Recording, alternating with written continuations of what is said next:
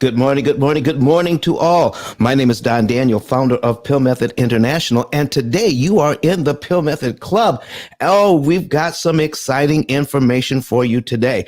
You know, the title may not be controversial, but the ideas are controversial. The ideas are revolutionary, and we need to talk about how can we manage our finances to put us in a better place.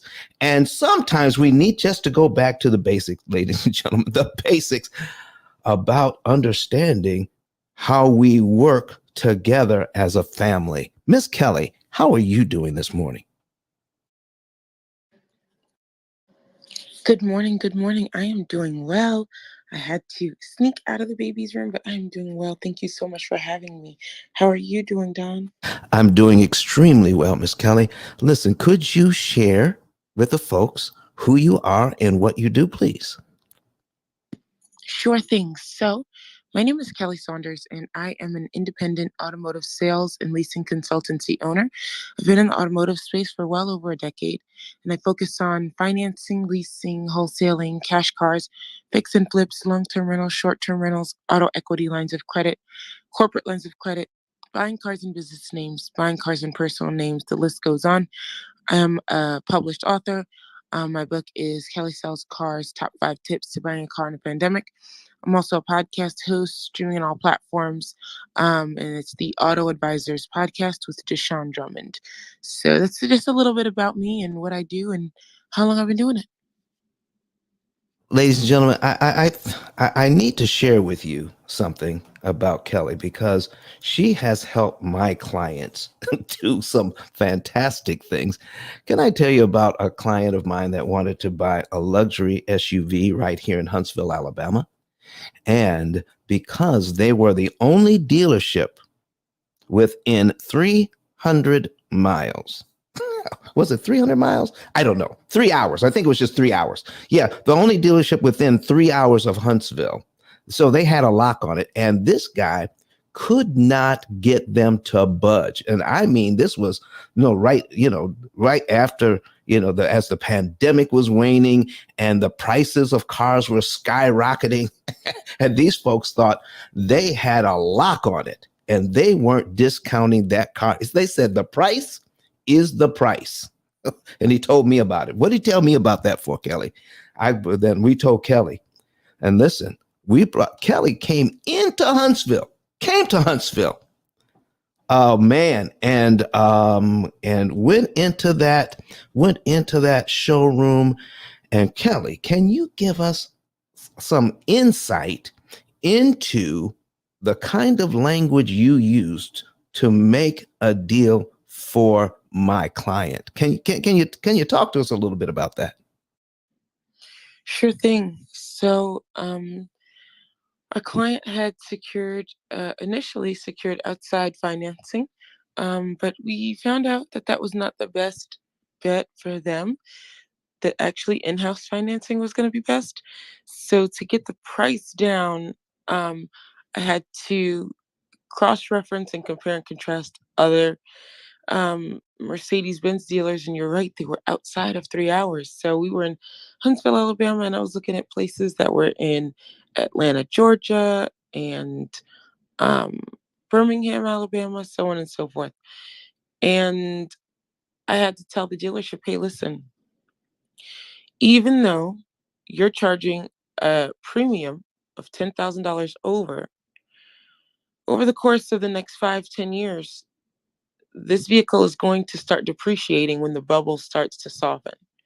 And so when the automotive bubble starts to soften, our mutual client at the time would be in a disposition, and essentially we'd be putting them in a really bad position, right?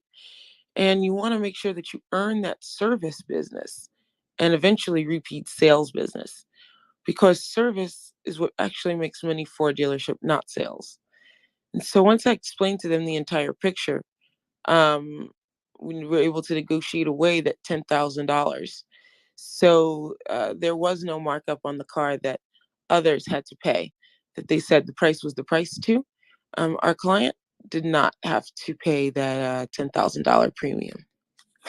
Well, listen, folks, I'm going to tell you, there was a lot more that went on behind the scenes, and Kelly was using language that I never. You see, she was using terminology that I was not privy to. But when she started using that terminology, they knew that she knew what they were doing. And listen, sometimes you just need somebody to come in and talk that talk for you when you can't talk it yourself. And if you're not following Kelly, you need to follow Kelly right now. And did you know that most of us, no matter what we believe our negotiating skills are, okay, if you have been a dealer and know how a dealership operates, you can go in and negotiate at a different level than anything that you've ever read or done before, because everything the dealership knows, everything that a dealer who owns a dealership knows is not in the books you're reading. Did you hear me? It's not in there. So if you're not following Kelly, and if you don't call her in to help you to negotiate your next deal, she's going to save you way more money than you could ever save for yourself, and her fee will be well earned, because all you're going to do is pay her out of give her a small percentage of all the money she's going to save you. So follow her right now. All right. Remember her stuff. Kelly, listen, I can't even talk about what I'm talking about today, because we need to know how to get a hold of you the next time we want to negotiate the deal for our car, to our next car that we're going to buy. And also, I want to talk to you about something else, but go ahead and tell us how we can get a hold of you. And then I'm going to ask you another question. That's so sweet. So to get in touch with me, it is kellysellscars.com. It's Kelly, sellscars.com, or Kelly10K, Kelly10K.com. Or you could always feel free to reach out to me on my Instagram, which is also Kelly Sells Cars. So definitely Kelly Sells Cars. Thanks so much. So Kelly, can we, there's an ongoing controversy between buying a car and leasing a car. But are there some real metrics that we can rely on to make sure that we know, as a consumer, which is best for me at a particular time, and with particular circumstances? Can I literally know what is best for me at this particular, with what's going on in my life? What is best, to buy or to lease? Are there metrics we can use? Oh, absolutely. One is math. I love it. One is just doing the math, right? It's um totaling up your monthly budget, right? And seeing which one fits your monthly budget best. So sometimes it's going to be that lease, sometimes it's going to be the finance. Also, totaling up the miles that you drive on average annually. Look at your last couple oil changes. How many miles was that in between each oil change? Total it up. See if you would be a prime candidate for a lease, maybe even a high mileage lease, or are you more of a finance type of a person? If you're a person who puts 60,000 miles on a car in a year, do not lease. Leasing is not for you. If you're the type of person who maybe does 15,000 miles a year, you could definitely lease. Let's look at what those monthly payments look like. Certain insurances are included. For example, GAP on all manufacturers except for Toyota and Mazda. So there's a few things that, of course, you could do.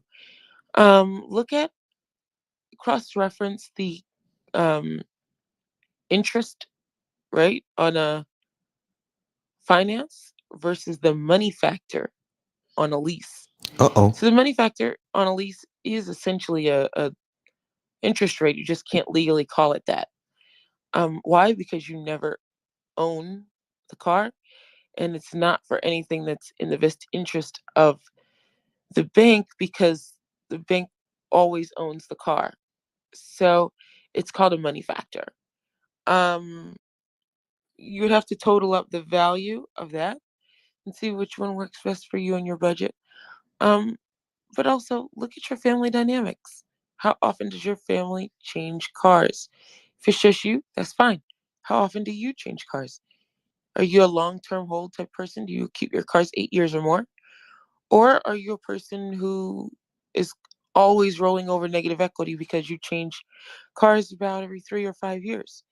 So those are some of the things you could look at to assess whether you're a leaser or a financer, or whether you should at least open your eyes and possibly do it, what I call a creative acquisition, which means maybe you start out with a lease and then you turn that lease into a purchase, throughout the duration of the lease term, or maybe even at the end.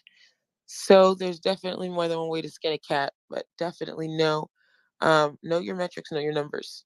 So what it comes down to is that you want to provide folks with enough information so that they can have the the all of the variables they need to say, at this point in my life, leasing is going to be the best option for me, or purchasing is going to be the best option for me, or there's going to be a hybrid.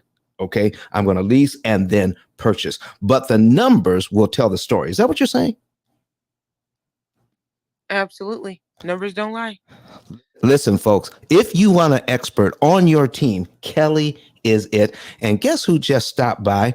Elder Marina. Come on, preacher. I am so glad that you're here this morning, because if you can hang out with us a little bit, we want to talk about married couples, and should we have joint bank accounts or separate bank accounts? And let's talk about it. And listen, you need to talk to Sister Marina over here, because she is an expert on taxes. And this is tax season. Sister Marina, come on, introduce yourself to us this morning, would you please? And if you're talking, you're muted.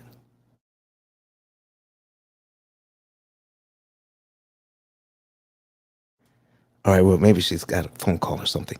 But anyway, folks, Marina, when you can, jump in here and give us some information that we certainly will be able to use today. But follow her as well. And if you need a tax expert, she is one that can definitely help you. So this morning, folks, this morning we're going to jump right in to what we're talking about. And if you want to, if we're going to, we may be able to put some things on the screen today, but right now, I want to have your input into this subject matter. Couples, married couples, should we have separate bank accounts or joint bank accounts?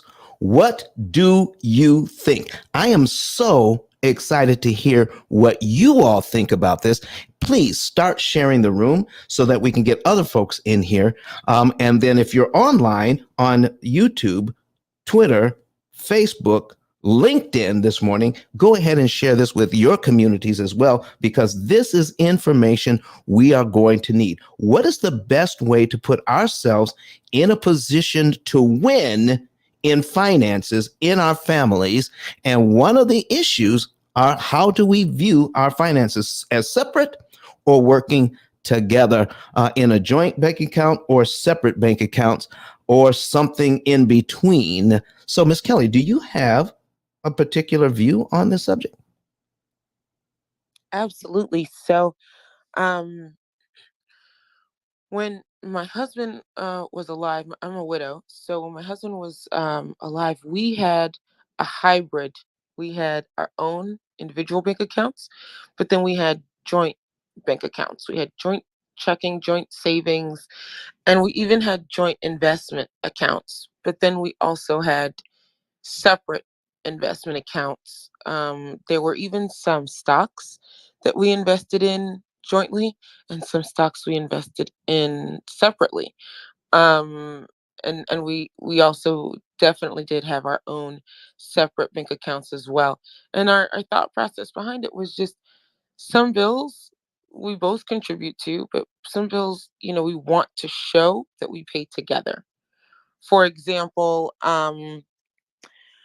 there was a vehicle that my husband had that at the time when he acquired it, it had both of our names on it. And so we wanted the payments for that particular vehicle to come from an account that had both of our names on it.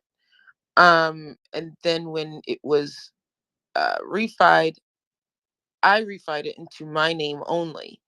So it no longer needed to come out of that particular account, but also it no longer had both names on it. And so I think for some couples, especially if you're trying to show fiscal responsibility and that you as a couple are fiscally responsible, having a joint account for certain things is okay. But I definitely believe in the um, having your own, each person having their own individuals accounts, right? And then the couple having a joint account as well. I think Steve Harvey taught that too, but that's what I believe in. So I'm rolling with that. That's quite all right. But is there what do you think are some of the benefits that you received from that point of view, Kelly? Well, actually, I'll tell you this: when he was sick and he was in the hospital, he moved all of his money from his personal accounts into the joint accounts. I don't know if it's that he knew that he wasn't going to, be here very much longer, but he depleted his all of his accounts and moved them all to all the joint accounts. And so it allowed me to have access to all of the money jointly that we had, um, but also all of the money then that he had, even though I had, had his PIN numbers and things. There's certain things you want to make sure you do legally, right? And so the fact that he did that gave me access to um, all of his liquid assets. Let's put it that way. Um, and then um, when it came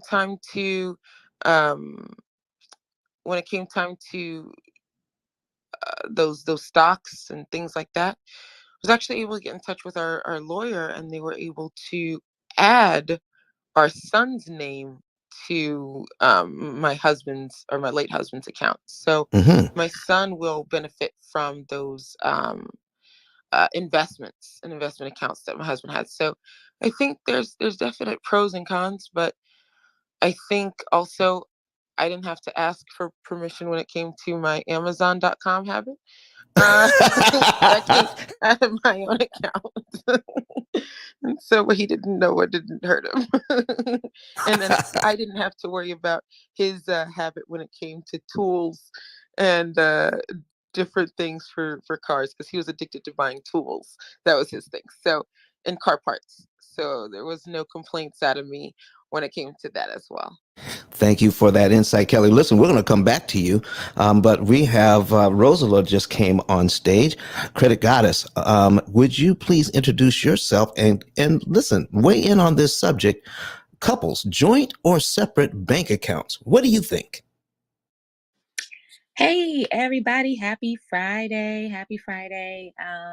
My name is Rose Laura Lewis, also known as Credit Goddess. I am all things credit, credit score improvement strategist. So not only do I help you repair your credit, but through education, I help you optimize, build, and maintain your credibility. So that way you can leverage that to buy your home, start a business, grow and scale your business on up to corporate level. I'm also a business credit coach and a NAV business loan broker. So if you guys are looking for funding, any type of funding that the banks won't give you, I have alternative funding that you can tap into to apply towards your business, grow and scale it. Definitely tap in with me. Now, with this topic, couples, joint or separate bank accounts, what do I think? Um, I say we can have both. We can have both the joint and separate accounts. And the reason why the joint account, in my opinion, is to take care of everyday necessities, your mortgage, your rent, um, expenses that you guys are taking care of together. The separate bank account is, for your dreams, for you, for your self care. for your future as an individual. Because I feel that even though we're in a marriage, and I know that say when two people come together, they come together as one. But a lot of times we also forget about that we are individuals, and we do have our separate dreams and goals that we have for ourselves, which is okay to have, right? To keep sane, and to just play it fair, I feel that everyone should have a separate account, but by percentage though. I don't say, hey, go put money over there where the others don't know about it, but that is just for you, and that just separates the tension and the fight between two people when it comes to money. But we had this conversation on Wednesday that we're not communicating about finances with each other, that it seems as though we're really not joint because we don't know what's really going on. We know that we're making money, and then or we have women that say your money is my money and my money is my money. But hey, if we have this conversation and we talk about numbers, because I know that's another thing too, when it comes to numbers and percentages, it goes in one ear and out the other. It's just way over our head because math is probably not our favorite subject. But if we do take the time to bring everything to the table and then divide it according to what we have together, and then what we would like to have separately, this is where the joint and the separate bank accounts come in. But we have to bring everything to the table to divide what's ours, and then also divide what's for us individually. So that's my take on that. Wow, wow, wow. Listen, folks, I heard some things in there. If you have, listen, for everybody that's in the audience, we want your opinion on this. Raise your hand, come to the stage, ask your question, or state your opinion on this subject. And if somebody says something that gets you all excited, we want to hear from you. Don't just put it in the chat. Come up and talk to us. That is going to be so good. But I heard something that I've heard before. Credit Goddess, I heard something there. Then you said something. Somebody said, his money is our money, and my money is my money. I heard that. I mean, did I hear it right? I mean, yeah. That's what women subscribe to. Some of these women subscribe to these things. Yeah. So, all right. So what are we going to do about that? Because see, here's the thing. Does anybody's listen? I talk to couples all the time, and I'm sure you do too. All right. Somebody's raising their hand. Nico wants to come to the stage. All right. So let's invite him up to speak. I've seen this before where I'm talking to couples and they want to put their best foot forward and dealing with their debt, but the husband has no idea what the wife makes, and the wife has no idea what the husband makes. And then when we're trying to figure out the funds that we can actually use to benefit them, no one knows what the other one is doing financially. Is there ever room for a situation like that in a family? Talk to me this morning, folks. Who wants to weigh in on that? Repeat the question one more time. Go. Here's the question. All right. I have talked to families where the husband does not know what the wife makes, and the wife doesn't know what the husband makes. How can we come together on figuring out what is the best way to eliminate debt or any financial subject? Is there ever a room for that in a marriage when the one side, one person doesn't know what the other person is doing financially? We have to understand financial literacy, and it affects us in every way when we don't come together. Okay, for instance, if the two are ready to purchase a home, when you file your taxes and they're asking you, um you know do you file married, filing jointly or separately? And I know people file separately for whatever reason. It could be that they make too much money and they don't want all these taxes coming out of both of their accounts, or they have children and they want to get that earned income, tax credits per child. They do it for whatever reasons. But if we understand the reason behind of having your taxes done, knowing your bank accounts and things like that, it just takes away the element of surprise where, when we now have to talk about our finances when we're trying to purchase a home, that one is not like, oh my God, especially when it comes to credit, because I deal with clients and credit where, and this is to anyone that don't know this, when you purchase a home and a lender pulls credit, they're going to pull credit from the person with the lowest credit score. Okay, so you can have the highest credit score all you want, and you think you're going to lead it. If both of you guys are going to be in a mortgage, they're going to take the lowest medium score.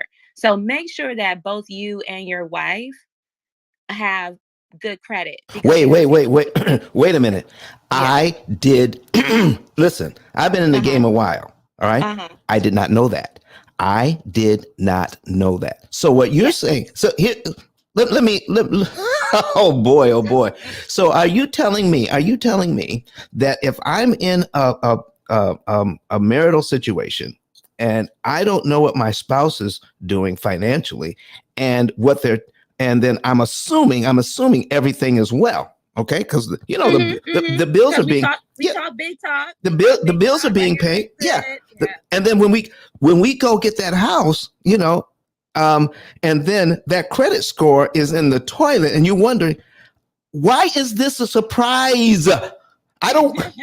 It's a surprise. We're not talking about it. Why is it a surprise? And then you go, listen. Now, oh man, and we're getting ready to do this thing, and then we get hit with a big old surprise. Oh man, Lord, you have seen that?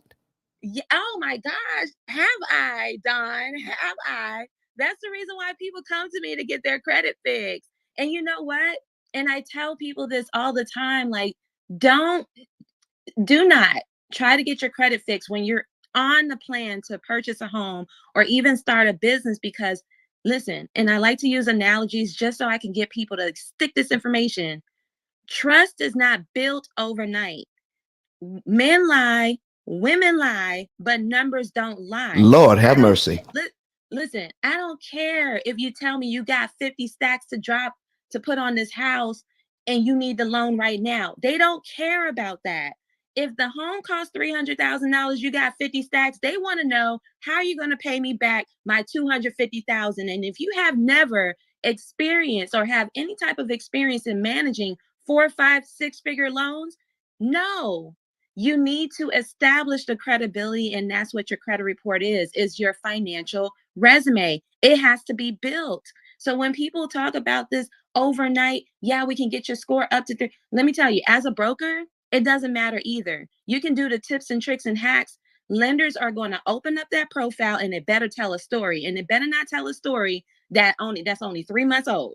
That's not enough information. Lord have mercy. So you're saying to me that, yes, go ahead, Kelly. I just wanted to tap in really quickly with what Credit Goddess was saying, because honestly, I've seen that from the other side of the desk in automotive.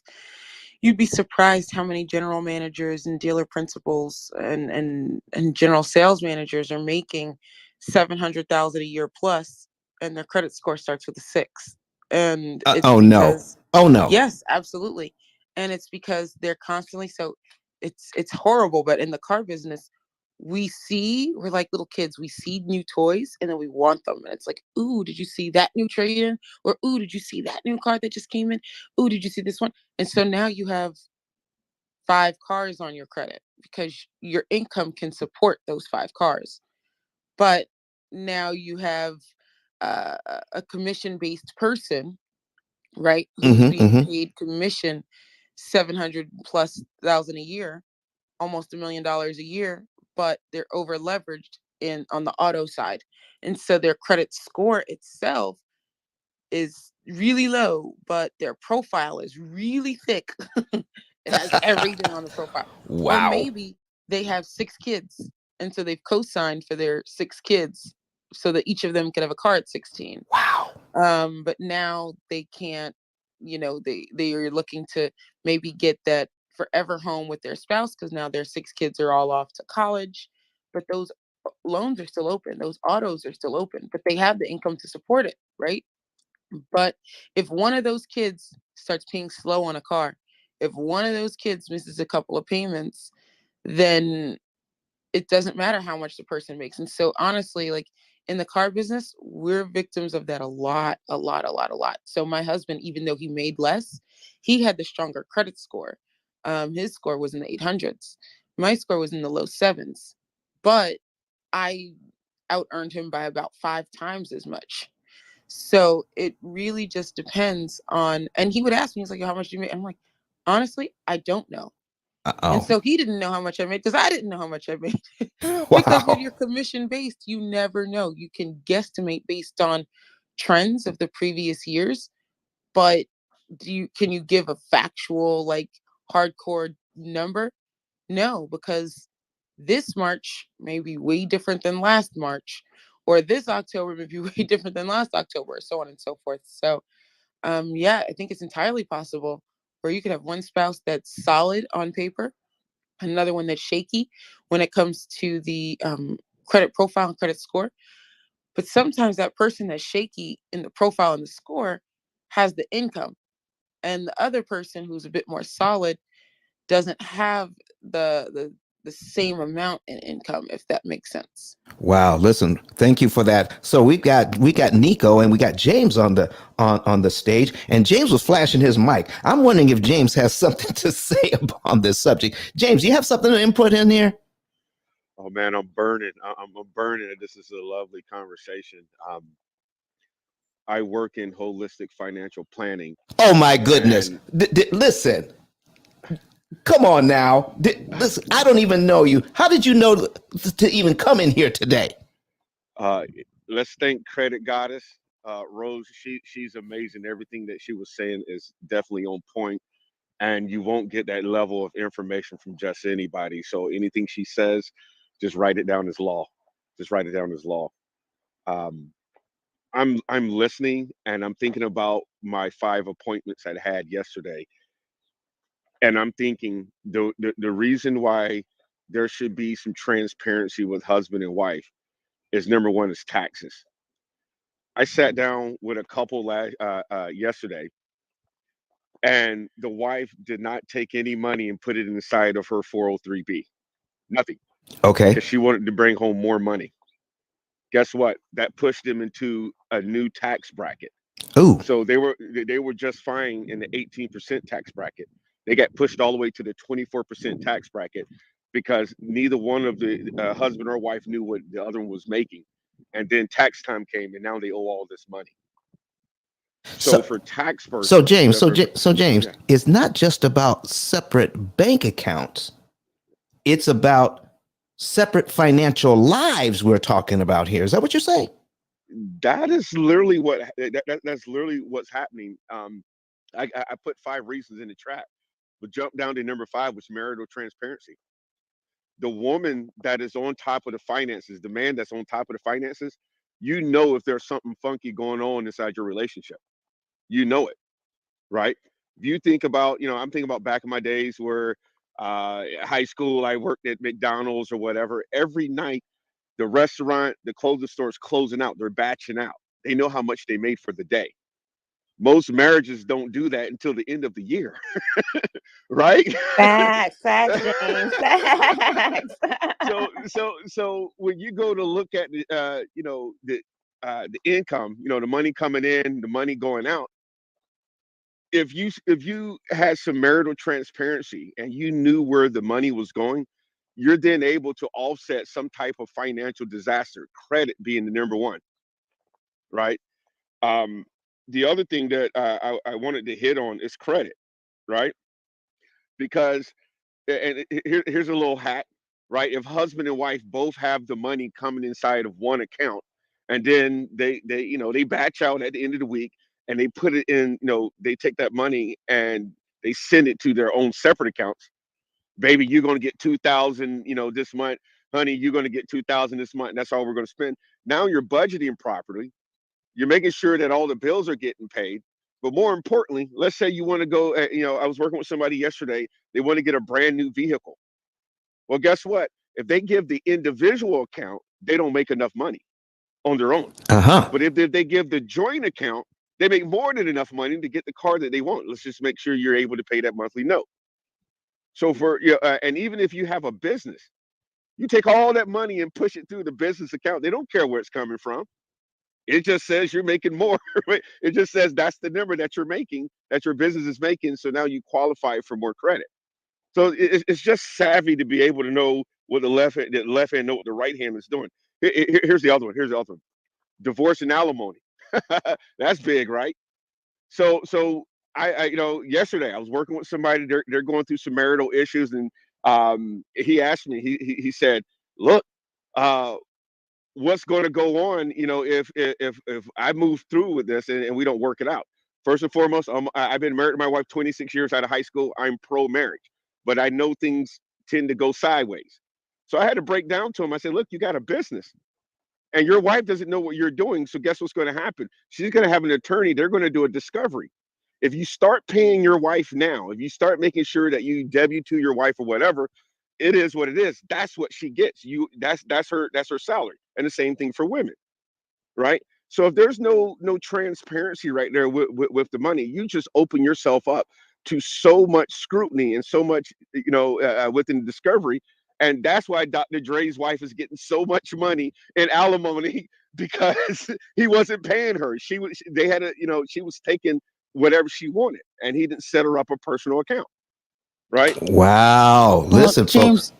Go just ahead. really quickly, I just wanted to say when it came to the car thing, on a car loan application, it's always stated income. They don't ask for proof of your bank statements unless you are unless you're in a rebuilding credit position. So they can put down household income regardless of whether they have a joint bank account or not. Wow. Listen, That folks. is true. Absolutely. This Yeah, there you go. is this you is know what, and to add on to that, and anyone that's listening, what she said, you can put stated income, but if you have troubled credit, then you have to show your income. Okay, this is where you hear in the commercials where it says bad credit, no problem, your job is your credit. Okay, so that, if you guys ever hear that commercial, that's the distinctiveness of what she just said. You can put stated income if your credit is good, right? But if your credit is not so good, you have to provide some type of income to show that you can maintain whatever loan that you're going to get. And that's why your job is your credit. Okay, that's one of the 5 C's of credit, if you guys didn't know. Collateral, capacity, you have oh my gosh, I forgot the other 3 C's, but you guys know. Cash, collateral, yeah. Yeah, cash, collateral, capacity, character, and conditions. Those are the 5. wow. Listen, folks. This is great information. I need you, please. Will everybody in this room right now that's getting this great content, would you please share this out into the hallway so we can invite others in that can take advantage of this? You are in the P.I.L.L Method Club this morning, and today we're talking about couples joint separate bank accounts, but it's getting deeper than that. If you are not a member of this club, go ahead and click on that greenhouse above our heads. Join the club. Get in here. We're bringing the heat every single day that we're in here. We're in here 3 times a week. We're in there Sunday, Wednesday, and Friday, bringing great information to all of you, and it is gratis. Oh my gosh, great information in here. And so I've got Nico on the stage, and Nico, tell us what's on your heart this morning. I'm just loving the conversation. I'm learning a lot. I want to thank you all for the knowledge that you are giving us. I know that the topic is about joint accounts and relationships, but I'm pretty sure all of us have learned some new things about credit. So yeah, I'm always here to learn. But just to answer the topic real quick, when it comes to joint accounts with my wife, I would say yes, I would definitely be for that.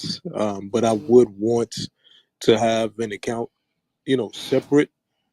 Just for myself and things that I want to do, just separately. I don't want all my money to kind of be policed and kind of looked at. Uh-oh, you use the word police, my brother. She Maybe I used the shouldn't word say police for real. Maybe I should have said police. I was trying to think of a better word. I really was. I mean, that's what it is. Come on, brother. Listen. Come on. Tell the If that's how truth. you feel. Tell the truth. Shame the devil. Come on, man. Like, His money is policed. I don't know. Like, it's like you know, we're adults, so we already don't like. A lot of us don't like instruction and being told what to do with our money. Definitely money that we work hard for. So I think if we had some type of agreement, it, along the lines of, hey, when I get paid, I'll put. We agreed that when we know whenever either one of us come across some money, that we'll put X amount of dollars into the joint account. You see what I'm saying? And then, the rest would just kind of be for us. And then when it comes to joint accounts, if you all do split, because, we all can be fickle and just love doesn't last, unfortunately. When it comes to joint accounts, there's not a big hit to my knowledge. You just kind of close the account if there's overdraft fees and whatever. You just kind of pay that off. Versus if you two are signing for a home together, signing for a car together, and you all split, then you'll be stuck with the bill. You'll kind of be stuck with that. So signing for cars and phones and the mortgages, that's something just on a whole nother level. But a bank account, yeah, I'll definitely do that with my wife. Wow, folks. Here's what I listen. I'm making notes here. You think I know all this stuff? Listen. I don't know this stuff. This is why we have these subjects and get input from all of you. Anybody in here right now that's either online or here on Clubhouse. If you have an idea, if you want to share, raise your hand, come to the stage. We want to hear from everybody. Or somebody help me police the chat. Okay, because listen, I've learned a new word this morning. Somebody help me police the chat so that we don't miss any questions on the policing tip. Okay, because listen, I'm learning all kinds of words today. But here's what I'm hearing: that it may be okay to have separate accounts, but it may not be okay to have separate financial strategies. What do y'all say to that? What do y'all say to that? I got a strategy. Come on. Wait. Listen, you remember the 50, 30, 20 rule? I have it broken down. So I want to share this really quick, and it will help the men, especially because, we always seek the men to lead. So understand this budgeting plan. So that way, when if you're married or not, and you're going to meet a woman, this is how you want to set the rules. And listen, ladies, I know you're going to be like, but we already said it. Well, we have women that say, his money is my money and my money is my money. That's not the way to go about it, especially if you're trying to build an empire together, especially for your kids. Okay, so here's the 50, 30, 20 budget plan. Okay, 50% of your income should go into your essential needs, which is mandatory. Your bills, groceries, transportation, medicine, okay, and housing. 30% of your discretionary expenses should go to your survival, such as like gym membership, entertainment, unnecessary travel, clothing, whatever it is. And then 20% of your income should go towards savings. Okay, so that 30%, that's your account. Okay, the joint should be where all the essentials go into. So now how do you divide this 50 30 20? 50 30 50 30 20 is based on what you bring home, because everyone's 50 30 20% is going to be different as based on the amount. So you have someone that's bringing in, I'm just throwing out numbers, $10,000 a month. 50% of that is 5,000 that will go into the joint. Okay, and then if someone is making 5,000 a month, 50% of that is only 2,500. So you're not breaking your pockets because you're splitting the bills down in half. You're just splitting your income down in half. So it's fair to both. Okay, so 2,500 is coming from the person that's making 5,000. 5,000 is coming from the person that's making $10,000 a month. Then 30% of that goes to you, which is fair. So if you're making 30% of the rest of the, like, say 2,500, y'all do the math. Okay, that goes to you. And then the rest of the 20%, it goes to the savings. So again, if we have this conversation and we bring everything that we're coming as ourselves and our values and our income to the table, and we talk about it and we split the bills. Let me tell you, this is going to be that one way to not have an argument about finances at all. Because if we think about it, the divorce rates, number one, is because people are splitting up because of money. And ladies, I'm telling you, the modern women, ladies, or however you guys call them, okay, we were not back in 1950 where, you know, men do all the work and we stay at home. We're both out here in the trenches. Okay, so we're out here making money. So if you're coming together and you're building together, you bring your money together. Okay, don't put so much pressure on the men, and I'm speaking for the men. Don't put so much pressure on the men, because they also have to fight all the other people out here in the world. As a Black man, especially if we're going to talk to our brothers. Okay, so if we just come together and just throw away all the expectation that you expect from a man, and come in with the ideal of we're building together for the next generation. Because if we're talking about generational wealth doesn't start until the third generation. After you've already tried it out and then you see what works, you send it over to your next generation, which is your kids, and then your kids duplicate and they duplicate after that. So what we're doing right now is not working. And I'm telling you, with this, when it comes to finances and the takeaway from the stress and the tension that we have on each other, just do it this way. This is my opinion. You don't have to take it as factual, but we just need to take that little stress away when it comes to finances and come together and build together. I'm Credit Goddess. I'm done speaking. Credit Goddess, I'm not just hearing your opinion. I'm hearing a passion. I'm hearing something. Oh, listen, I'm so passionate. I'm hearing something else going on inside you this morning. All right, somebody that struck a nerve.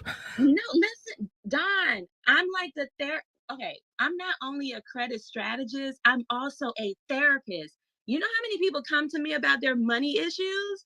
I have to hear it all, Don, all of it. I have people arguing, well, couples arguing on the phone with me. But I'm going to tell you this. I love when men and women come together and learn together instead of it just being one of the spouse. Because I get this a lot where, you know, one is on board and the other one is not on board. Right. And when that happens, the relationship, I don't know. I don't know what goes on behind closed doors, but that doesn't work. That doesn't work. One of them end up, you know, leaving the relationship. Oh, we're no longer together. Because once this veil is, you know, once they unveil like what's really going down, oh no, the woman looks at the man different and the man look at the woman different, and it's like, oh, this is not who I want to build with. Yeah, I see it all the time, and it's disheartening. Listen, we could be suffering from money traumas and bringing that into the relationship, and it could disrupt our relationship, because what we've learned or how we've been hurt in the past or what we've witnessed in the past, we may tend to feel a certain way and cause our spouse to suffer because of something they didn't do, had nothing to do with, but this is all baggage from the past, and there's nobody there, Credit Goddess, to help us to manage that. And James, is that something that you do to help people to understand? Listen, that has nothing to do with him or her. That happened back there with your mom and dad, and you're bringing it forward into your marriage. James, how do you deal with that? Exactly. Man, I love you, Rose. Credit Goddess. I'm telling you. So the deal is, to help somebody financially, you also have to, it's a therapy session, right?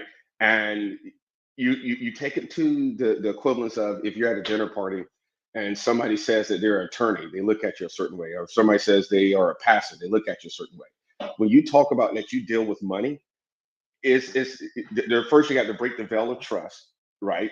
Because when you look at somebody's receipts, you're looking into their garbage, you're looking into their past, you're looking to who they really are. Okay. Right? And when you're looking to who they really are, where they spend their money on, I have a program, and you can attach your bank accounts in it, and it'll look at the last 2 years of where all your money is going, right? Most people can do this individually with their banks, but when you plug it into the system, it says, hey, you're spending, okay, this is how much you're spending your bills and utilities, but what is this miscellaneous right here? There's more money going to the miscellaneous. So that's when you're able to break it down, how Rose was just saying, the 50-30-20 method, right? let me get deeper, and I don't want to brush somebody wrong, but you have many people who are going to church and they say, and it's the biggest topic: do you tithe your gross or your net? Oh Lord, here we go. You Here know, we go. and it's We funny to just me. listen. We just had that conversation in church last week. Right?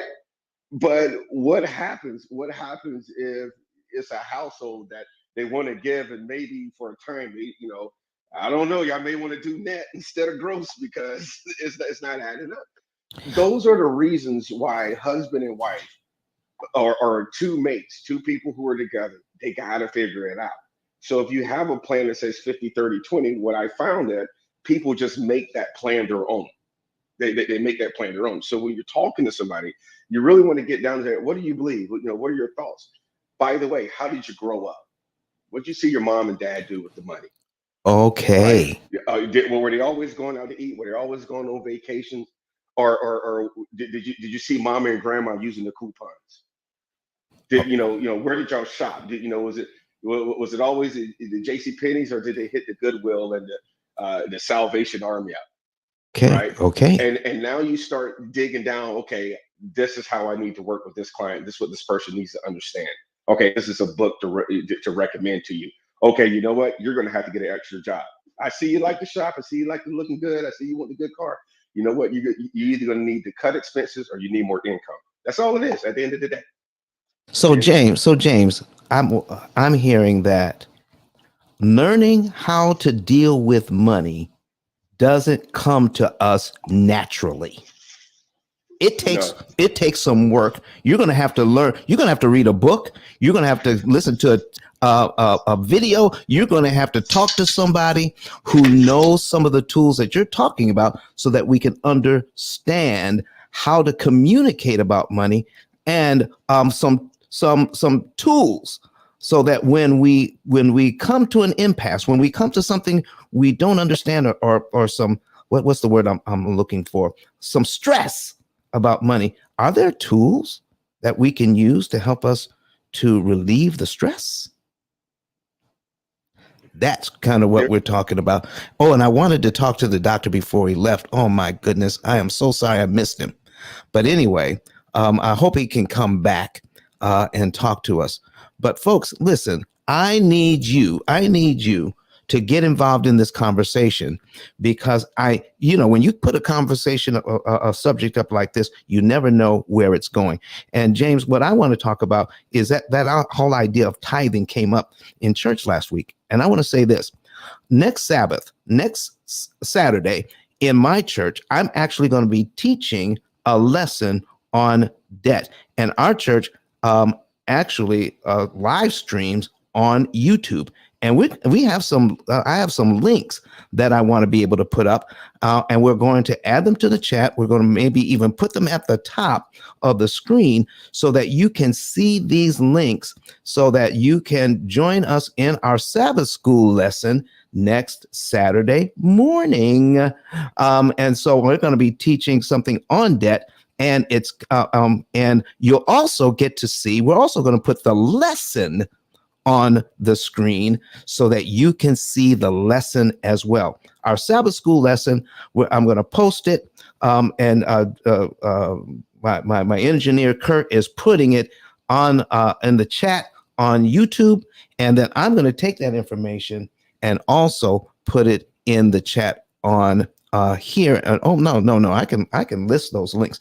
So listen, I need you all before everybody goes. All right, Kelly, thank you so much. I want everybody to know that we are going to continue this conversation next week, even at my church, because this is what we're talking about, folks. And I get to teach that lesson next Saturday morning.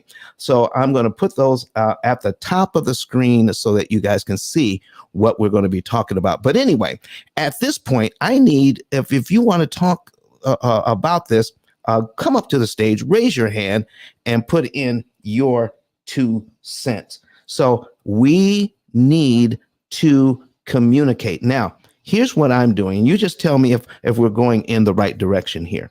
All right. My wife has a bank account, and I have bank accounts. Okay. But my wife has a signature card on all of my accounts. It's my account, but she can sign on my account. All right. And so if I have a checking account, only my name appears on that checking account, but she has a signature card on that account. So if something should happen to me, she doesn't have to go through a whole lot to access the money. James, is there room for that? Credit Goddess, is there room for that? Nico, is there room for that? I'll answer because I didn't hear anybody yet. And I'd love to hear everybody's viewpoint. But my viewpoint on that right there is there's some back ways to that, right? They can be added as a beneficiary to the account. They don't necessarily have to have access to the account. There's some accounts that you don't want them to have access to for several reasons. I won't get into that right now. I'm a big believer in making sure that your family has a trust.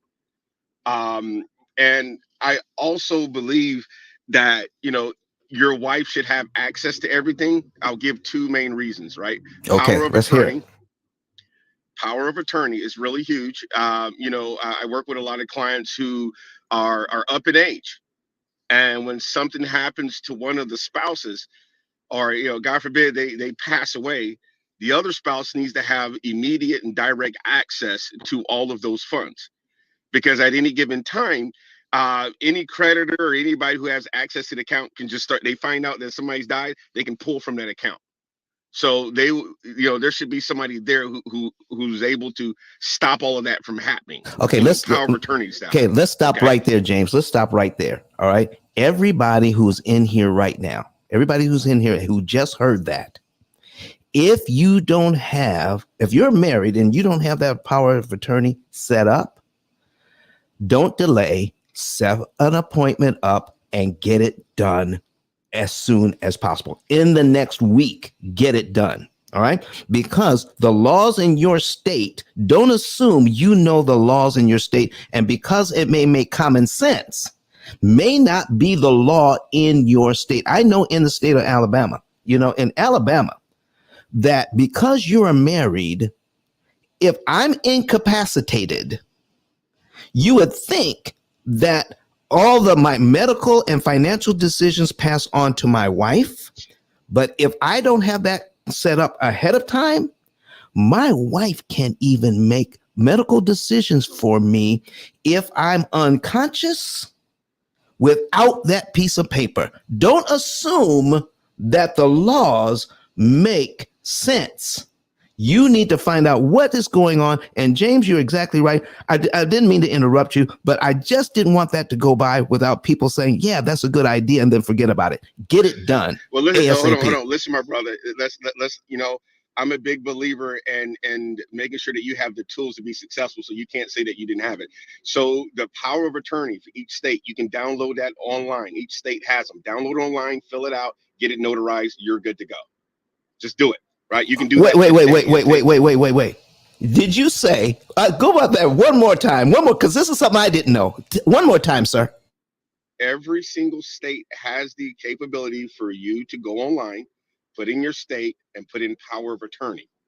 And all you have to do is go get it notarized. You can put it on file at your bank. You can put it on file at your county if your state requires it. As long as you have a copy, and you're able to show that copy, you're good to go. Now, when you're doing that, the other thing that you want to do is also download your state's medical directive.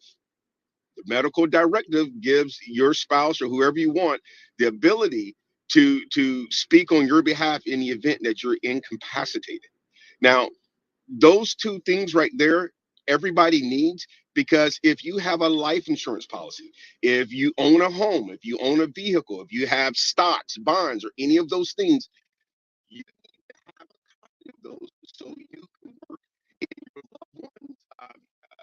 All right, you just went into the matrix, James, and so we're going to ask you to come back and repeat some of that because you can't even hear me right now. Just because. Okay. So James, you were breaking really bad. James, you were breaking up just as you were given right after the medical directive, and we need to hear that. Let's see if you've got better reception now.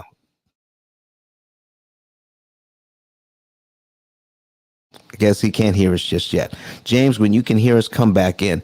So, Credit Goddess, I'm sorry. Can you hear me now? Yes, we can. Much better. We lost okay. you when you start talking about right after the medical directive. So please pick up right there. So you get a medical directive, and the medical directive, if you have it signed and notarized, you can make those decisions not only for your household, for your kids, but for your family, for your loved ones. All families need to have them. I'm a big believer in trust. Have a medical directives, power of attorneys. We need to know what's going to happen right now. Okay. Because HIPAA law says just because your mom and daddy doesn't give you full rights to know what's going on with your child.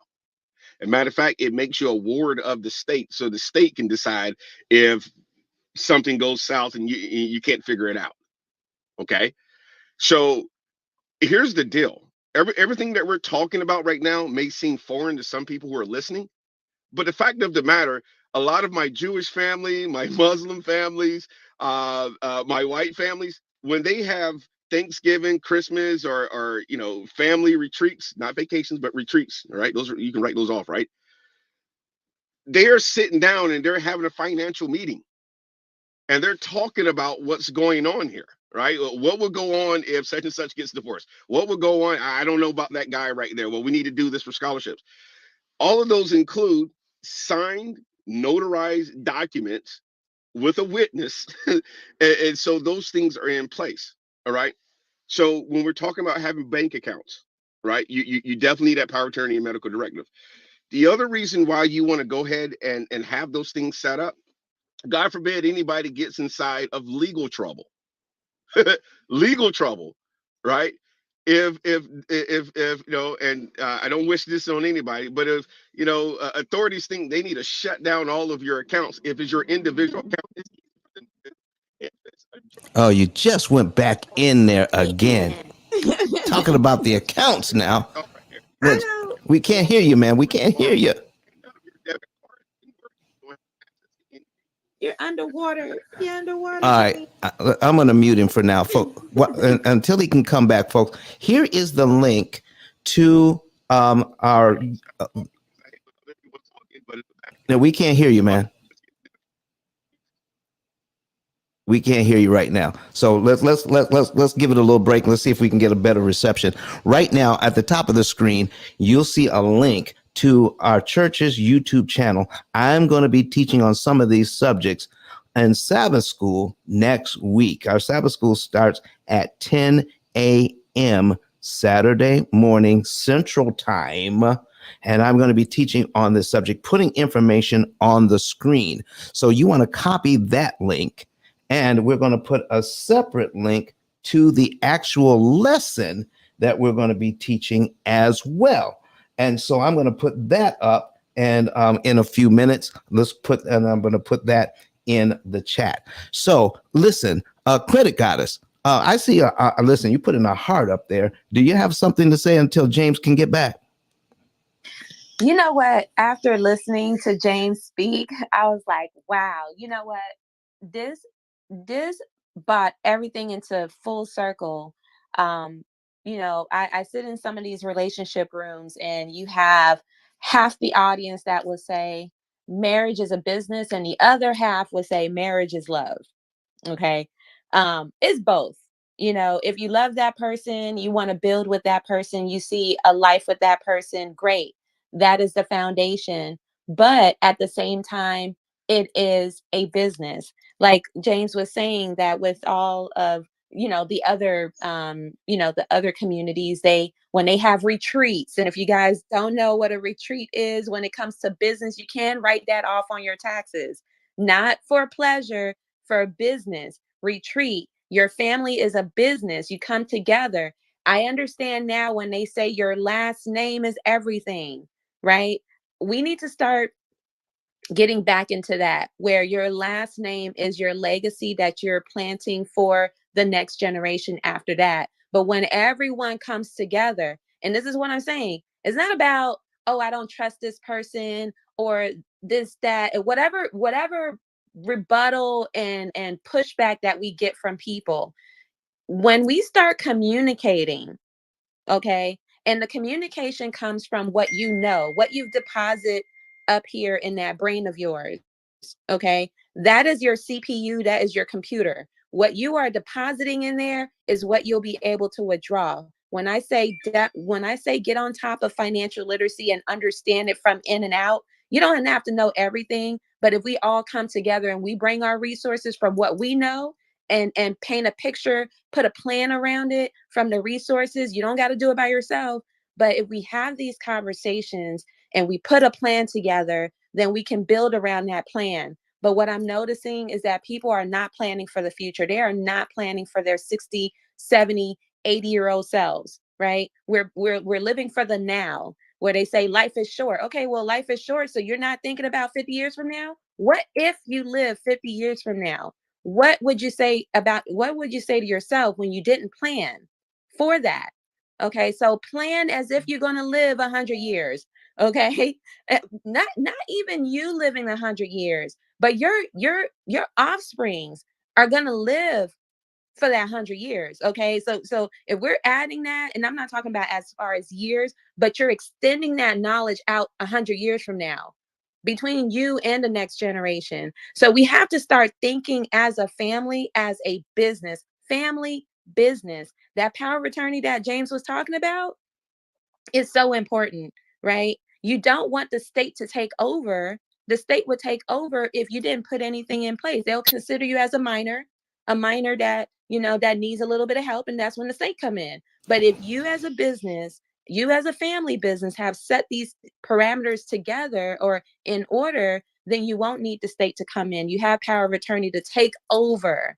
But this is where the conversation comes in. And I'm gonna say this. I had a client that needed funding, and I referred him out to my CPA because, he had a business, and I'm like, okay, well, you need to talk to the CPA about how to get this all structured.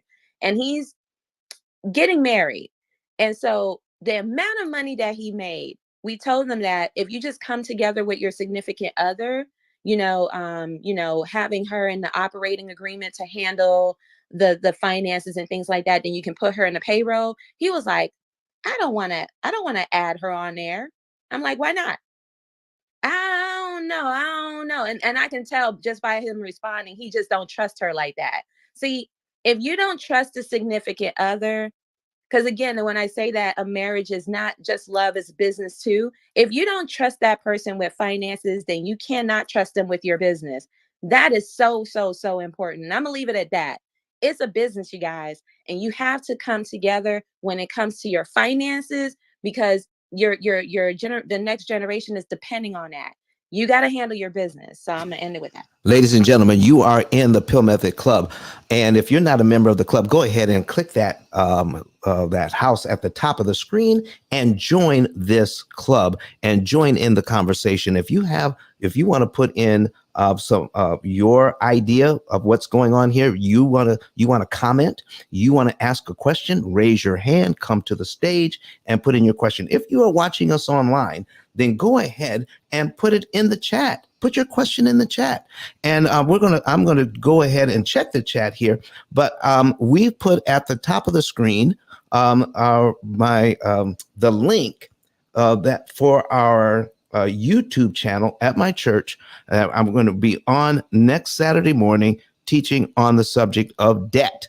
So that is that, and I put both links in the chat for the lesson itself and the link to our YouTube channel. So folks, go ahead and get that, and I'm going to put the other link at the top of the screen as well. But folks, listen, I am so appreciative of you being in here, but go ahead and share the room as well. Share. Let's get some other folks in here so that they can see and hear what's going on. Nico, we haven't heard from you for a while. Are you still in the building? Yeah, still in the building, still getting this knowledge, definitely from what James was saying about the power of attorney. I knew the importance of a power of attorney already, but just the points he was driving home and how he just emphasized on how important it is when I do get married. I just see and know what I have to do. when it comes to that. And to answer your question about the signature card that your wife has, should you do that? So kind of piggybacking off of what credit credit goddess says, like if I feel like if you're married to someone, and if I'm not mistaken, you are married to her, then yes, by all means, she should have I don't see an issue with her having a signature card that's attached to your accounts, because again, there's no way I'm marrying someone if I don't trust her financially. If I don't trust her across the board, we're not getting married. Period. I still may date you, but I won't dare marry you. Ah, And yeah, if I don't trust you across the board. And I know when I was dating someone, and I made the joke to her. I was laughing, but serious. I said, "Baby, you a whole nother bill." You see what I'm saying? Because she did need a lot of financial help. She was working and whatnot, and she was financially responsible for the most part, but she still just needed a lot of help. So I kind of found myself, when I got paid, put money to the side because I already know she was gonna need my assistance financially, and I thought real hard. I didn't do it, and I'm kind of glad I didn't. But I thought real hard about getting her, like, if not helping her get a credit card, like a Capital One card, kind of putting her on my account, because again, I know how it is to ask someone, definitely your spouse, for money. So in my head, I'm thinking, okay, so instead of her asking or implying or hinting around for money when she needs it, she could just go ahead and swipe the card. You see what I'm saying? I definitely wouldn't recommend that for people that's just dating and in a relationship. Again, that's why I didn't do it. But if you're married, then by all means do it. Because again, you're supposed to trust your wife's supposed to trust you across the board. So yeah, I'll land right there, Salvos. wow. Thank you very much for that, Nico. Listen, You're if welcome. folks, if you have something you want to put in on this conversation, raise your hand, come to the stage. We want to hear from you. Listen, go ahead and PTR, folks, pull to refresh, and you'll also see that I've posted the link to the actual lesson, the Sabbath school lesson that we're actually going to be using next Saturday morning to go over the subject of debt. Oh man, from the Bible perspective. Can you imagine? Listen, we hear from all sorts of perspectives, but we don't want to leave the Bible out. So this is one opportunity for us to hear different perspectives on the subject of debt. Now, when we're talking about husband and wife coming together financially, folks, here is something I want to get clarity on. So my wife or my husband, so you got, your wife or your husband, all right, has a particular view of finances, and here's their view. And I want to know if you've heard this before. Okay. This is my bill. This is your bill. You pay this bill. I pay that bill. Okay. And that's how that's their approach to finances. Your bill, my bill. So we just split up the bills. Is there room for that particular idea in the marriage? And have you heard about that? And if you have, what's been the result? All right, folks, come on, panel. Talk to me. Um, that's fine. That's fine with me. That's fine with you.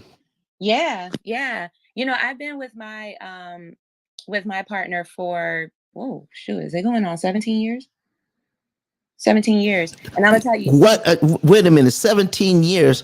Are you kidding yeah, me? That yeah. that, that would that would make you. You've been together since like 10, age 10. I can't even count back. I lost count. Listen, But no, but go ahead, credit no, goddess.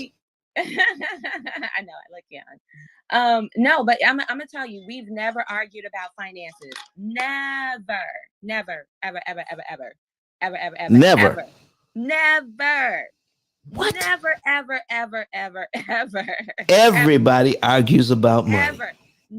We've never. We've never. You know what? The way that we do things is reciprocal, right? We do for each other. And this was never talked about. We just did it. Like, if I want to go out to dinner, if he wants to go out to dinner, he pays for dinner. Like, it's things like that, because we both are homebodied. You know, we're homebody. We like to stay home. But if we do go out, he say, "Hey, I want to go out. I want to treat you." It's only because I want to treat you. You're my man. And if I feel some type of way and I'm like, I just want to celebrate, I'm going to celebrate you. And we're doing this together. That's how I approach things. And as far as joint bank accounts, we don't have joint bank accounts. He has his and I have mine. So, because I know that coming into a relationship, I don't want to ruin our relationship over money. We both make good money. We both spend wisely. We're not spenders. I'm not a big spender. He's not a big spender. But the things that we do, like good quality stuff, so we do that. But I don't do that excessively, because I don't really, coming from a household, and I'm Haitian American, we did with as much as we can. Like, my mom and my dad, even though they ran a business together, my mom was a seamstress and my dad was a tailor. I've watched how they coexist together and how they built, a legacy.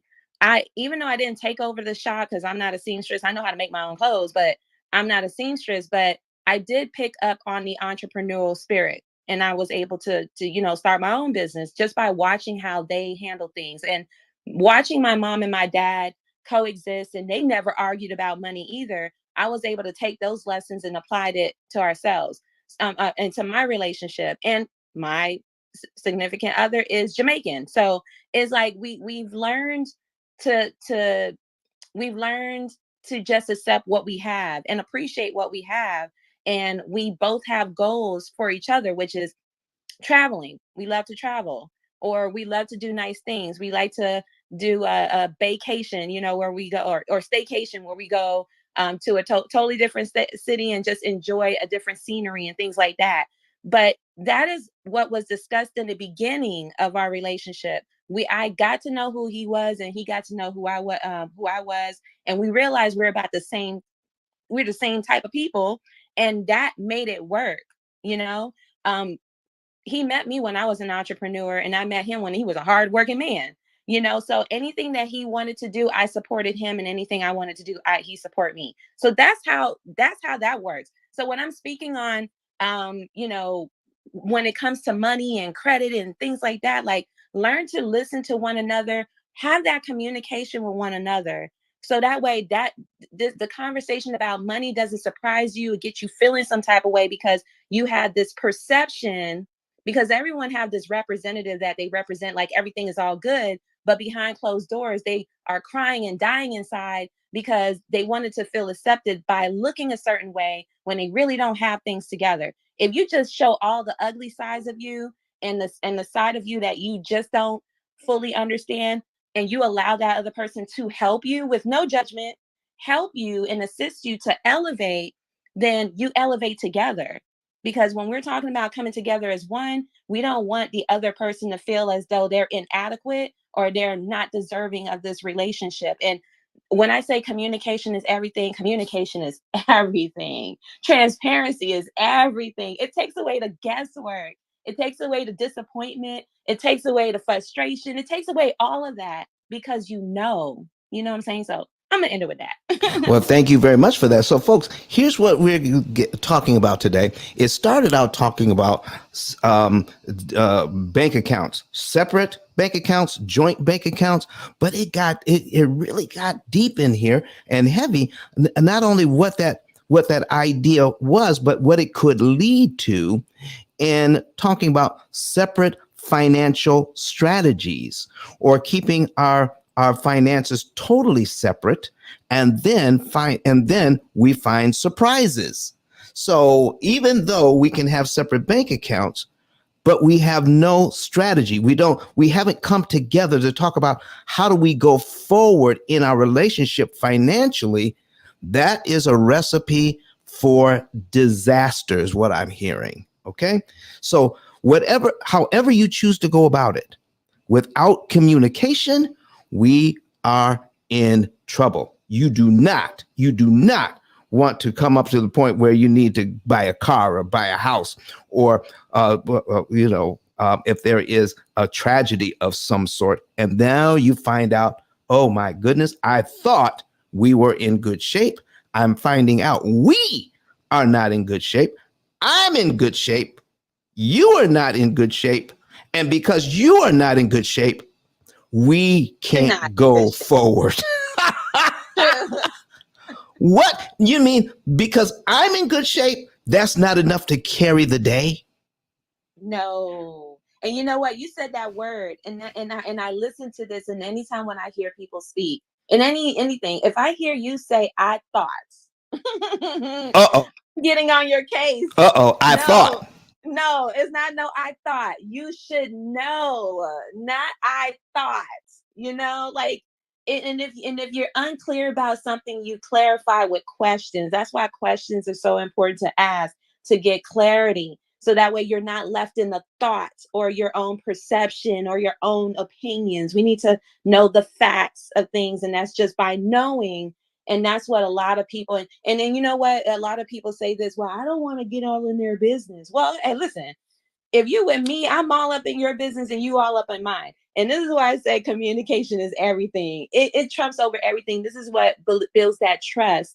And I'm telling you, people are not doing this part, which is communicating with one another. Well, let's talk about it. That's the elephant in the room, isn't it? Trust. It is. Let's talk about it right now, folks. Come on, raise your hand. You want to talk about it, Nico? What do you say? Come on. Oh yeah, definitely want to talk about it. And speaking about trust, I know you were saying about having yourself together. So what if you are together? Credit score is maybe early sevens, late sixes. Like, you have yourself together, but your partner does not, credit wise. You see what I'm saying? Maybe there's some student loans on there, or what, medical bills, whatever's on there. Their credit is not nowhere where it needs to be. As you being their spouse and their partner, do you help them fix it?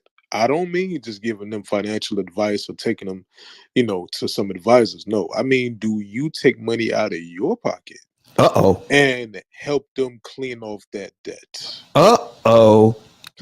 Wait a minute, brother. Wait a minute. You're saying that trust, when we talk about trust, and listen, and we're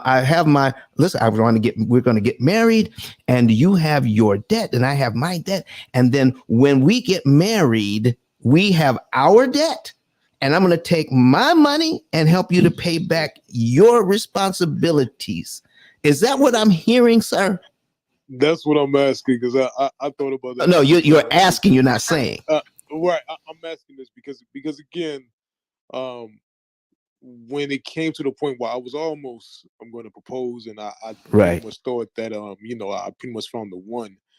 I'm good. I'm getting myself together, and I wanted to make sure the person that I'm stepping to the next level with, definitely that I'm marrying, I want to make sure she was good as well, and she was in debt. And I was asking myself, I'm like, yo, should I start helping her clear off some of this debt? You see what I'm saying? So I just want to know, do you all feel like that's the smart thing to do with someone that you see as a life partner? Not somebody that you just dated, but somebody that you either are going to marry, that you're married to, or that you see as a life partner. Okay, so now, we're talking about marriage. We're going over, different things about, and we may even get counseling. Is there a form? Is there a form that we should be filling out that says, here's how much money I have, here's how much debt I have, here is my FICO score? Is Credit Goddess, is that going too far? Oh, you mean that we should fill out a form before we get married? That we should ask those questions. Listen, it's right. It's right on the form. Listen, there's a marriage license. Do you think that should be part of the license? FICO score, money in the bank, debt that you have. I mean, listen, no. Okay, talk to me. Okay, so your debt is your debt, her debt is her debt. Okay, so you remember I mentioned the 50, 30, 20? That 20% is paying off your debts. Okay, now, if you're asking, should you? Now, as a man, as a leader, if you have a plan on how you guys are going to come together to build this empire, whether you want to get into real estate, you want to start a business, and say that her debt, because if you're going to both be on the business and both put your name on a dotted line to get that particular loan, yes, the process of wondering what were we talking about? Our capacity. Our capacity is one's capital, our assets that we're bringing to the table. If her debt is pushing you guys above the debt to income ratio, then this is where you come in, Nico, and say, you know what? I have a couple of extra dollars here and there. Let me go ahead and pay down your debt because we're trying to get this loan together to build our business. Now, if you guys are not in a rush to do all that, you can help her. Now, you having your income together, you have a budget, you have good credit, you can teach her that. You don't have to pay her debts, but teach her how to pay it on your own, because if in case you're no longer here, how is she going to maintain it?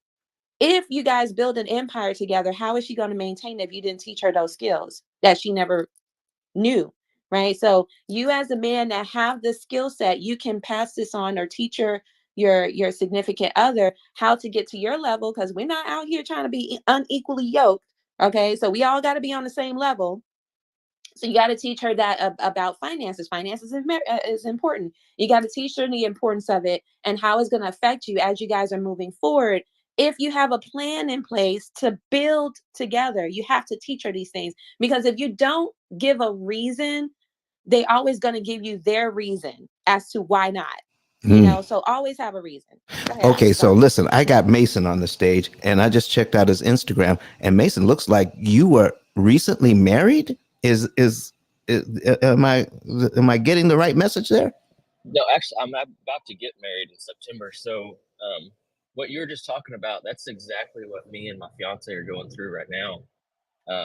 She doesn't really have that history of credit or anything, and we're trying to buy a house and have that house ready to go, so we have somewhere to come home to after our honeymoon. So, like my credit, I've been building since I was 16. I've got that credit line. So right now, like our pre-approval for a mortgage, like it's just coming straight off of my income, coming straight off of what I make. Because if I add her onto the pre-approval, then it kind of brings that down. So that's where I'm trying to coach her and teach her, okay, this is what you need to do, this is what you don't need to do. Because like at one point my credit was down because I made some mistakes here and there with credit, and I finally over the years have built that back up to where I've gotten comfortable with where my credit's at to be able to buy a home. It has kind of helped. My mom is actually a real estate agent, so that's helped with being able to have another mentor slash coach to be able to coach that credit back up and get us to where we need to be. And that's like the big thing is just having a home to come home to after we get married, because I'm not trying to live with my in-laws forever. So So Mason, you said since the age of 16. How in the world yes. are you getting that kind of information at 16, and who did it come from? It started off, so my mom's been a real estate agent slash mortgage loan officer since I was very little. So that's where she's kind of coached me and my siblings up ever since we were small, like little. And so I actually started my own business when I was 15. I started mowing lawns, went in, gathered up money for mowing lawns, built my own trailer, ended up buying my own equipment.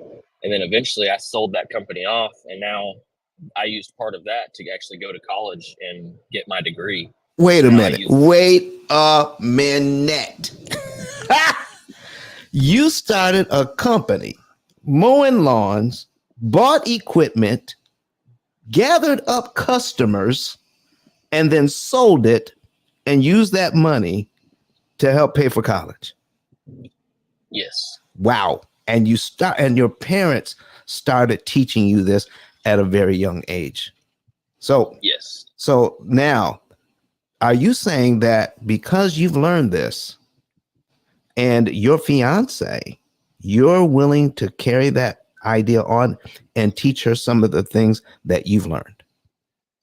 That's exactly, like, it's like her parents didn't really have that mindset to set her up for that. Her father owns his own business, but much. It's kind of just been like she hasn't really carried a job. So I finally got her to where like you have to have a job and have that proof of income to be able to go in, and that's what's the kind of weird thing about today's society is if you work for yourself, it's kind of weird how it all works, but like they won't give you a pre-approval or any mortgage if you don't have any kind of track history for all that stuff. Wow. So what you're saying is that since you already know that, the time to put in to get a house is before your lives become one, and use your credit score, your history to establish the house, and then work together as a married couple to bring yourselves up together financially. Is that what I'm hearing? Yeah, so that's after we got engaged, we actually go to premarital counseling, and that's part of what our counseling stuff is to talk about financial stuff and how we need to set it up and work together on paying debts off, building up our payments and everything else, and trying to get our money together because that makes our lives easier. That reduces the stress on our relationship. It kind of helps out with all of that. So Mason, if there are going to be children in your future, all right, and you came up one way, your wife comes up another way about, finances and teaching the kids, how are you, have you talked about how that might carry over to any eventual children that you may be blessed with? Yeah, so we've kind of talked about that as like how do we want to go about raising our kids, and how are we going to coach them and teach them as they get older. I know we've got a long time before that, but we've already started talking about it. Is like that's one thing that we want to come together, and if we don't agree on something, we compromise, and that's just something that we have started talking about. Wow. So do you mind if you don't have to say, and if you tell me that, Don, that's not this is none of your business, I'll be okay with that. But do you mind telling us how old you are? I'm 26. Get out of here. 26, started at 16, 15, 16, 10, 11 years later, look at where he is now. So listen, based on the limited number of years you've been on the planet, Mason, what if I didn't get? What if I'm 26 or 36 and I'm just now coming to get this information? What would you suggest to me? Is it too late for me to learn any of this? No, it's never too late. So the big thing that we've kind of talked about too is if you do have debt, like say you have 5 credit cards that you just have used and weren't very responsible with them, the biggest thing that I've learned is go and make the minimum payments on all of them except one card, and that one card that is the lowest balance that you hold, go and pay that card off and then move into the next 4 cards. Go and make all the lowest payments, make the minimum payment. You're going to accrue the interest over time, but you're paying each card off each time, and that's helped a ton with debt, getting rid of all that. That was where I kind of had made a mistake.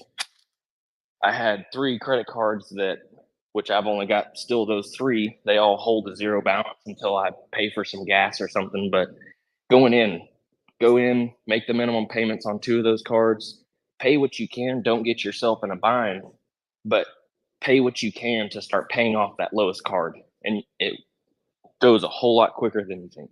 Mason, listen. We have a whole system here where we help people to pay off all of their debt, their mortgages, their student loans, their credit cards, everything in about 7 years, 7 to 9 years. And I see that very, very often, especially if people have more than one credit card. They pay more than the minimum on all 5. And what you're saying is that just spreads yourselves too thin. Yep. And we tell the same thing. So instead of trying to pay more than the minimum on all 5, pick one and then focus on that one. And then you are right. You would be surprised how fast that goes. And we actually have an AI system, Mason, that helps you to figure out, tells you, here's what you need to do. Here's how you need to take care of that. Here is the way to go. Put this much money in this month on that day of the month. And here's how much interest you're going to save because of it. And the AI system does all of the math and gives you all of the prompts here at the P.I.L.L method. But listen, you have learned a lot in the time that you've been on this planet, and your parents, and you should be very proud that you have such a knowledge of finance. Credit Goddess, what do you think about that? Coming up here at this age, learning all of this at that age, and then wait a minute. Do you think it's a form of child abuse to make a kid go out and work? Oh no, no, not at all. No, not at all. Well, you know what? Because my family lineage is from the islands. Listen, we are working at 6 years old. Okay. You know, and I'm not talking about like going out to work, but doing chores and just learning responsibilities of our own. And as we get older, we start taking on more responsibilities. So that way we become self-sufficient. So not heavy task, but I mean, I've seen kids working at 6 years old, around the house. And then once we start working out in the community, by the time we've already developed, like, hey, I can do this. I can work for somebody else. And we want to work at 13 and make our own money. So it has taught us to be, to be that. No, I don't see anything wrong with that. It's just we just become hardworking people. Like Mason, just listening to him, I'm like, wow. You started really early. I'm impressed. Today want to work that hard. I'm impressed. Hey, listen, folks, we're going to be back here on actually on Sunday, and when we're talking this Sunday, we're going to have a master class on interest cancellation and debt reduction. A whole master class on interest cancellation and debt reduction, and taking the money that used to go to interest on how to build wealth with that money. A whole masterclass, 2 hours of masterclass on this Sunday at 9:30 a.m. Eastern time, 8:30 a.m. Central time is when we start the P.I.L.L method interest cancellation masterclass. This will be our very first masterclass. And guess who inspired all of that, Credit Goddess? I bet you can't guess who inspired me to do all that. Your wife. No. You. No. Eric. Credit Goddess. Listen, you've got a whole thing out there, Credit Goddess. You got a whole thing teaching people all of these things that they need to know. You have set up a house here on Clubhouse. You've got you put together a community, and you're teaching. I said, well, listen, if Credit Goddess can do a whole master class on this information, why can't the P.I.L.L method? What do you think about that? Oh, I am loving it. We had our talks about that. Like, listen, people need this information. They really, really do. And yeah, I did say that you should start a community. And once you do, I mean, it would just be a whole movement out here, the P.I.L.L movement. We're bringing on an admin just to handle that our new community that of people who want to be affiliates with the P.I.L.L method. Okay, we're bringing on some who want to be, to get out and help us to sell the program. Listen, there are people that just want to know this information and share it with their families. We're bringing together an entire community under the banner of the P.I.L.L method, and we're going to start with this masterclass so that you can understand more about how debt really works and where it all comes from. I mean, it started years ago. This year is the 89th anniversary of the 30-year amortized mortgage, and there's so little information out there about how to eliminate massive amounts of interest with your current budget. Folks, I'm telling you, this is more powerful than the snowball, more powerful than the avalanche method, more powerful than the biweekly payment method. We're looking at cutting your interest costs on your loans after you sign the your documents, after you sign for the loan, and taking and learning how to disrupt the bank's timing, which makes it impossible for them to charge you all of that interest. This is what we're bringing to the forefront, and we're going to be teaching a master class on this this Sunday. You want to be here. In fact, let me take a look at the calendar. That is Sunday the 29th. Sunday the 29th, we're going to be right back here starting to teach a master class on all of this. Mason, before we get out of here today, I want to thank you for coming up. And what advice would you have for anyone that is getting ready to get married when it comes to finances? What advice can you bring to us today? Mason, are you still there? Can you talk to us? He has to go back to work. He might have to. Listen, Yeah. He's a hardworking individual. So Mason, if you can come back and talk to us, but listen, we got a few more minutes left. We got 18 minutes left in this show, and if you're in the audience and you have something you want to say, and shout out to Hazel, who is a party hat, who's in here, which means she has been on the app less than 1 week, and she just decided to spend some time with us. We appreciate you, Hazel. We got Jackie in the room. We got Sharon. We got Bank. We got Tina. We got Lashana, Dejan, Angela, Latoya. We have Z-Spell, Daniel, Jerry, and another Daniel, Terry, Brett. Oh my goodness, we have a whole bunch of people in here. Armin is in here, Jonathan's in here, Steve is in here, and we got people online. Listen, folks, I want to thank you very much for being in here. And if you're not a member of the club, go ahead and join the club. We're actually going to be joining forces with the Mortgage Syndicate Club Sunday morning.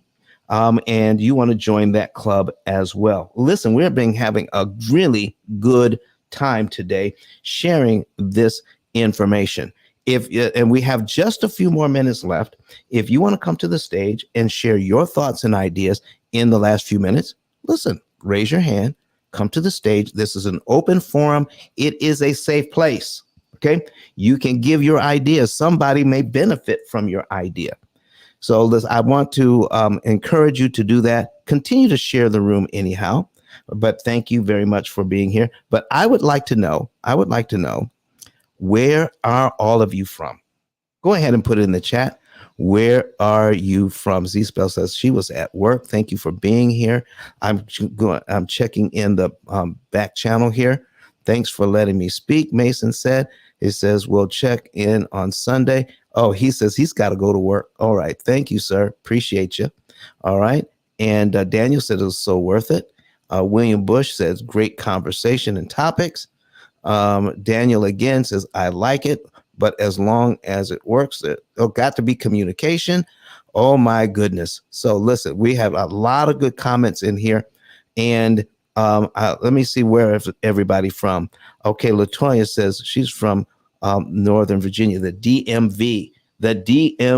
And listen, folks, a lot of clients call me from DMV. The property there is tremendously expensive. And so we help a lot of people in that area. Latoya, thank you for being here. Dejan from Montgomery, Alabama. Brett, Washington State. Z-Spell 7 from Florida. And Daniel from New Jersey. Angela, Nicole from Tennessee. All right. Thank you for being here. Listen, we're from right here in Huntsville, Alabama. And tell us where you're from, Credit Goddess. Again. Palm Beach, Florida. Palm Beach, Florida. But born and raised in Miami, though. Yes. Okay. So you're just a Floridian all through and through. All through and through. Yep. You don't find many of us straight from Florida. Yeah. Born and raised. Listen, once if I come to Florida, we're going to have to look each other up. We have not met in person. So what are we going to do about that? Yes, we have in New York. Oh, that's right. That's right. Okay, that's right. It was at from the house to from the clubhouse to from the Real House, from the clubhouse to Yeah. the Real House. That's Yep. right. Okay, Credit Goddess. I take it back. I take it back. All right, folks, listen. We may get out of here early today. We had a very good conversation. Let's not belabor the point. And if you have a question or comment, come on up. But listen, to get us excited about what we're going to be talking about, the masterclass that we're going to be given, I had an opportunity to share the P.I.L.L method ideas with the #1 motivational speaker in the entire world. His name is Dr. Eric Thomas, E.T. the hip hop preacher. If you want to search his name, you will see it says who are the top 10 motivational speakers in 2022, 2023. Okay. Eric Thomas will be at the top or near the top on many of those lists. And what he found out is that we have something special here at the P.I.L.L method. I would like to hear from Dr. Eric Thomas right about now. Let's play it. Listen to me, y'all. But one of his mentees took us through one of their programs, and I paid off my mortgage. But guess what happened? My marriage went to a whole nother level. And you know why? Because my wife is a security freak. And even when I blew up, my wife would be like, oh, you blew up, but how long is you gonna keep making this kind of money? I was like, I don't know, forever.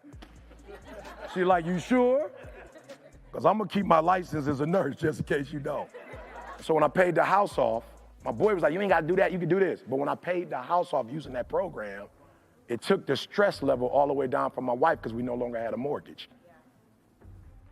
Does that make sense?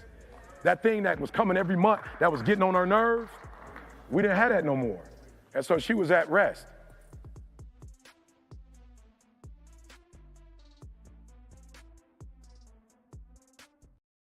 Some of you are very familiar with the fact that we focus on helping people to manage their debt more efficiently, cutting interest costs by 75 to 80%, and therefore paying off all debt, mortgages, student loans, credit cards, everything in an average of 7 to 9 years.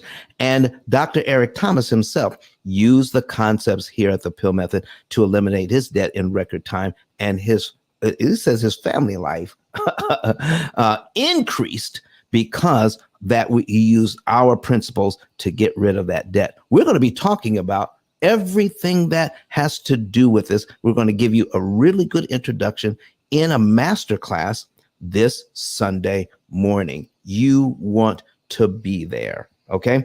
And just so that you can know, if you want to get the textbook for all of this, there's only one book that talks about what we're talking about, and that is The P.I.L.L Method, A Better Way to Eliminate Debt. Out of 33 million titles on Amazon, only one book talks about these concepts from this point of view, how to disrupt the bank's timing to make it impossible for them to charge you the interest, and all of the tools you are going to need to implement. Folks, it is not just using a piece of paper, a pen and a piece of paper and a dime store calculator. It is much more involved than that. You need to know what is really going on behind the scenes and how we can learn the rules to the game and beat the bank at their own game and take the interest money that they would have charged us if we didn't know better, and take that money and invest it in creating generational wealth. That is what we're going to be talking about here on Sunday. So get the book. And then if you already have been here before, and you are ready to see how you can pay off your debt and know the month, day, and year you can be debt free, even before you close on your loan, oh my goodness, you can know the month, day, and year you could be debt free. And all you have to do is click on the link above and find that button that says get a savings and earnings report. Get your savings and earnings report done and know the month, day, and year you can be debt free and how much interest you can save, and go through the process of learning how to cancel interest. How to cancel interest. We're going to have a whole masterclass on it this Sunday.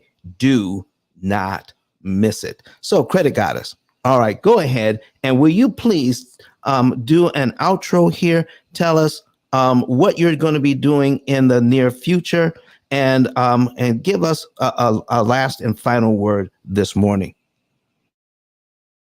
Absolutely. I tremendously love this conversation today. We should have more of this. Relationship rooms always bring people together. And learning from other people's perspective is the goal, so that way we can take that back into our relationship and apply it. So I appreciate those of you guys that tune in today, especially the men. Did you notice that there were more men in this room than women? I did. John? I did. Yeah, that's awesome. So yeah, men, you guys are leaders. So take this information and apply it into your marriage, so we can reduce the divorce rate. And then also trust, love the people that you trust, or trust the people that you love, or just build relationship out of trust. But communication is where it starts. Anyway, hey everyone. If any of you guys are interested in my services, whether it's credit repair, credit building, business credit establishments, if you guys are looking for funding, when I say I'm all things credit, lenders love working with me because I understand their product, and I understand, based on the questions that I ask you, what's the best loan product for you in your stage of establishing or starting your business. I understand what it is that you need to be in position. What I find a lot is that a lot of people tend to choose the wrong type of loan, that when they have to get out of it, you're not in the best position to do so, which is why I say you got to learn this financial literacy. You have to understand how it all works. So that way, one, we can set aside those fears, because I know a lot of times you guys are afraid to borrow or afraid to use credit because you're trying to figure out how you're going to pay it back, or you don't want to get into debt. Whatever that issue is, we have to really, really dig deep inside and ask ourselves, why aren't we leveraging other people's money? And it's not about, and I hear this all the time, I don't want to owe anybody. Well, we always gonna owe. The question is, are you in the position to pay back? Because it's either you're going to save all the money to buy it full outright, or you're going to get into your dreams right now and pay it back later as you go. But that comes with a solid plan, which is why a plan is always important, because if you fail to plan, you plan to fail. Point blank period. There's no deviation around it. So if you guys are in need of this type of service, and real talk, because I have real talks with my clients, don't just offer the service. I'm going to have real talks with you. So that way we can get you onto that next goal. Because I'm a visionary.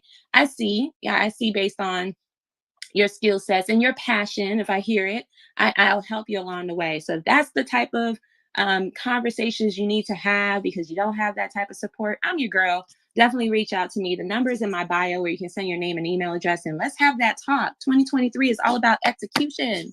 All right. And come into these rooms and learn from other people's perspective, get some resources, start applying it, because we need to be able to sustain ourselves during this recession. And I don't want to hear any of you guys failing during this time, because millionaires are made during a recession. So let's get at it. Let's get our credit together. Let's tap into these funding options that are out here, and let's build. I'm Credit Goddess. I'm done speaking, and I'll see you guys on Sunday.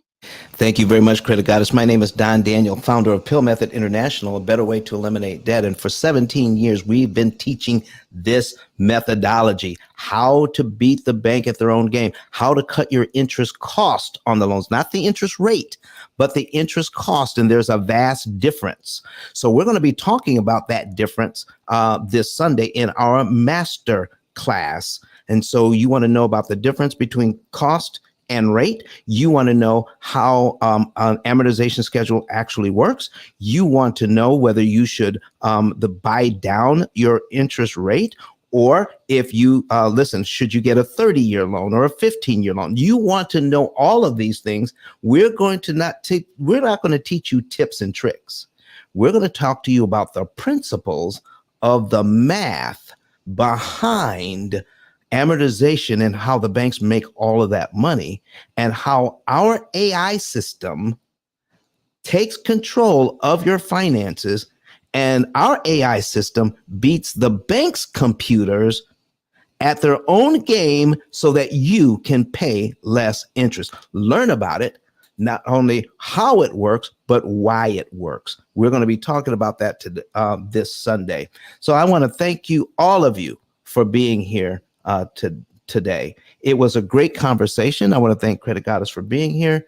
And I want to thank our engineer, Kirk Nugent, for being in the background, keeping everything running. And we're so thankful to have him on our team. So listen, folks, I'm going to mention this one more time in the chat. In the chat, I have two links in there.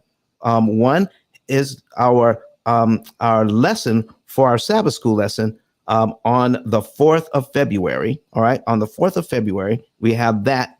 We're going to be talking about, and the link to our YouTube channel for church. I'm going to be teaching that lesson on Saturday the 4th from our church, and we're going to be talking about debt from that perspective. It is going to be on fire.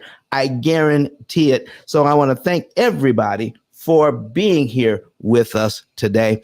And we're going to end just a little bit early. We're going to hear from Dr. Eric Thomas one more time before we say goodbye. Click on my link above, save my information. And there's so much information on that card, on that digital card, and also one last thing before we go.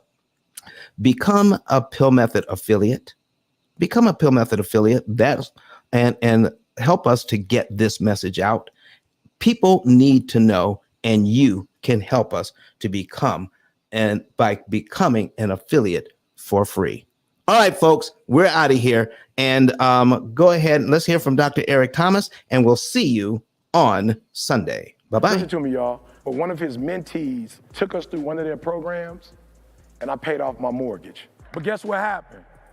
My marriage went to a whole nother level. And you know why? Because my wife is a security freak. And even when I blew up, my wife would be like, oh, you blew up, but how long is you gonna keep making this kind of money? I was like, I don't know, forever. She's like, you sure? Because I'm gonna keep my license as a nurse just in case you don't. So when I paid the house off, my boy was like, you ain't gotta do that, you can do this. But when I paid the house off using that program, it took the stress level all the way down for my wife because we no longer had a mortgage. Does that make sense? That thing that was coming every month, that was getting on her nerves, we didn't have that no more. And so she was at rest.